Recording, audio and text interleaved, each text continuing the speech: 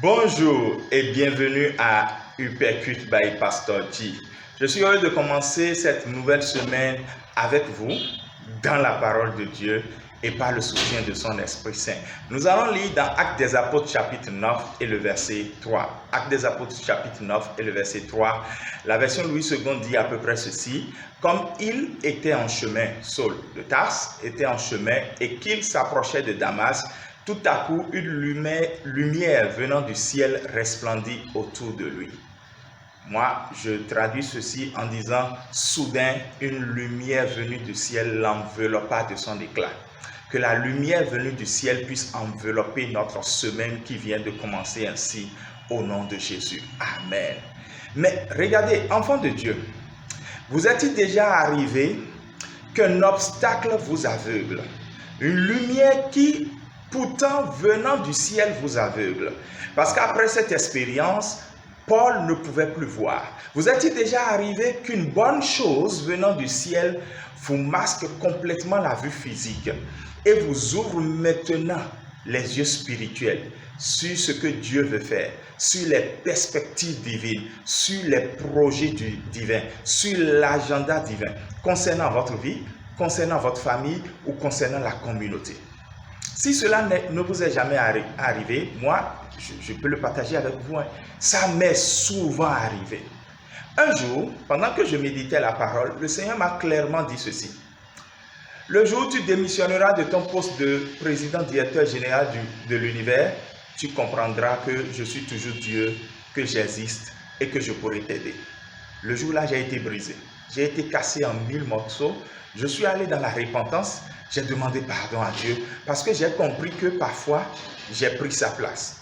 Et quand on prend la place de Dieu, trop zélé pour Dieu, tel que Paul l'était, alors qu'on est éloigné du plan de Dieu, trop actif pour Dieu, comme Paul l'était, alors qu'on manque d'intimité avec Dieu, trop engagé pour Dieu, alors que nous ne cherchons pas le lieu secret de Dieu. En fait, Dieu n'aime pas du tout l'hypocrisie. Il arrivera donc à un moment donné, pour conserver son témoignage et toujours pour vous démontrer son amour, qu'il envoie une lumière venant du ciel, qu'il vous aveugle temporellement, afin que vos yeux soient fermés sur tout ce qui vous fait bouger si tant, pour que vous puissiez vous consacrer et vous concentrer maintenant sur ce que lui, il veut vous dire. Plusieurs s'accordent à dire que lorsque cette pandémie a commencé, qu'elle bouleversera beaucoup les habitudes des hommes et même des chrétiens. En fait, ça n'arrivera pas de facto, non. Forcément, beaucoup de choses vont changer.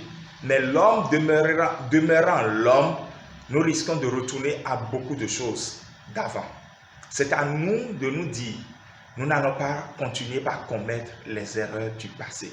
Si Dieu nous a offert la grâce de pouvoir maintenant comprendre qu'il y a quelque chose à changer dans notre vie, quelque chose à changer dans notre adoration, quelque chose à changer dans notre service, quelque chose à changer dans notre foyer, quelque chose à changer dans nos projets, quelque chose à changer dans notre manière de voir même le monde, de manifester l'amour autour de nous. C'est à nous maintenant de dire, Seigneur, merci d'avoir envoyé cette lumière venue d'en haut ce matin. Merci de m'avoir frappé de cécité comme tu l'as fait pour Paul. Merci d'utiliser le pasteur Ghislain comme Ananias qui prie pour Paul maintenant et il retrouve la vue.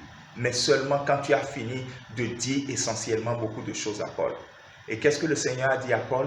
Il a répondu à deux questions que Paul a posées. Paul a dit, qui es-tu Seigneur? Et que veux-tu que je fasse? Et le Seigneur lui a clairement donné les réponses. Je suis Jésus que tu persécutes et tu annonceras ma parole jusqu'aux extrémités de la terre.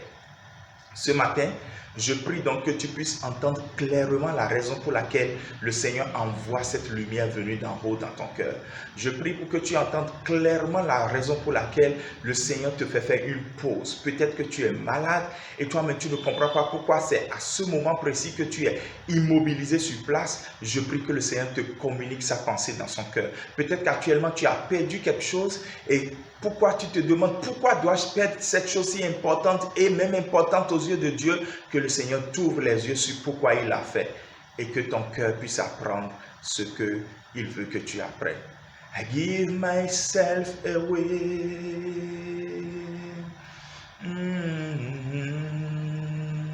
I give myself away so you can use me. Seigneur, ce matin, nous venons à toi pour apprendre à obéir, pour apprendre à faire la pause nécessaire, pour te reconnaître dans notre vie et dans nos voies. Fais miséricorde pour notre errance passée. Que cette semaine soit différente de toutes les autres que nous avons jamais vécues sur cette terre. Accompagne-nous par ton Esprit Saint. Que ta parole soit réellement un réveil pour notre âme et notre esprit. Au nom de Jésus. Amen. Bonne journée, agréable semaine. Béni service si vous avez décidé de servir le Seigneur aujourd'hui dans l'évangélisation. On se retrouve demain. Shalom.